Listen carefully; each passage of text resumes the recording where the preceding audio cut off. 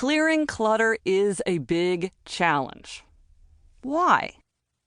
One reason is that the process requires us to make taxing choices about what to keep, what to discard, and why. Often, to make those choices, we must confront the reason that we've accumulated that clutter in the first place.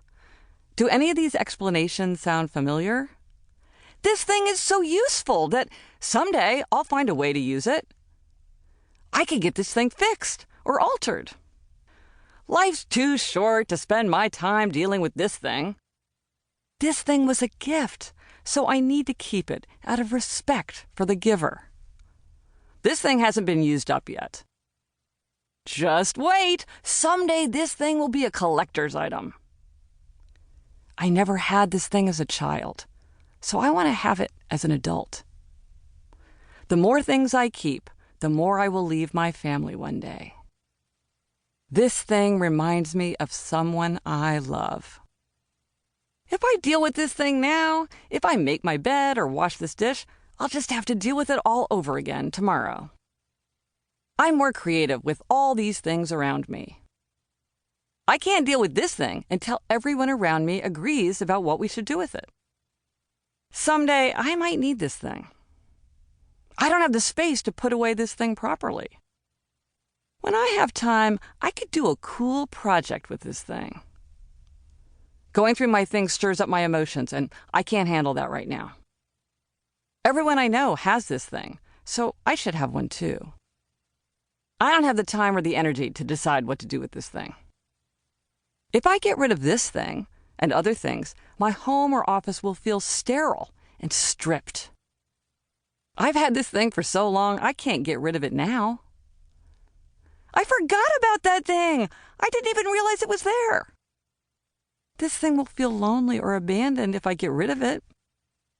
I'll definitely use this thing as soon as I change my life in a major way. I'll get a puppy. I'll lose 30 pounds. I'll form a band. I don't know where to put this thing, so I'll just put it here. I have to leave this thing out where I can see it so that I remember to deal with it. It's exhausting to make decisions. Nevertheless, the crucial first step in creating outer order is to figure out what stays and what goes. Creating outer order becomes far easier when there's less clutter to manage, so it's worth the effort to sort through our possessions. At the same time, it's important to remember that outer order isn't simply a matter of having less or having more. It's a matter of wanting what we have. Make choices. Prepare yourself. Clearing clutter is exhausting because it requires us to make choices. And making choices is hard. It takes intellectual energy as well as emotional energy.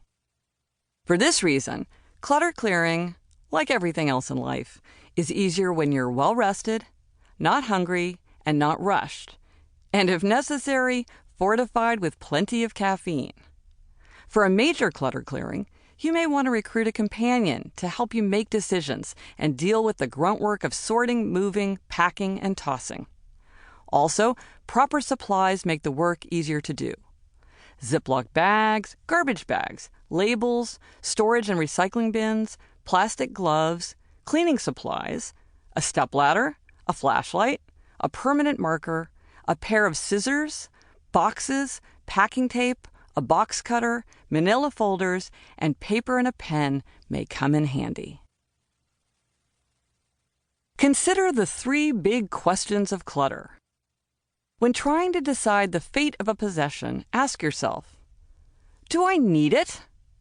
Do I love it? Do I use it? Sometimes you use something that you don't love, or you need something even though you use it only once every 5 years. Or perhaps you love something that you never use. That's okay.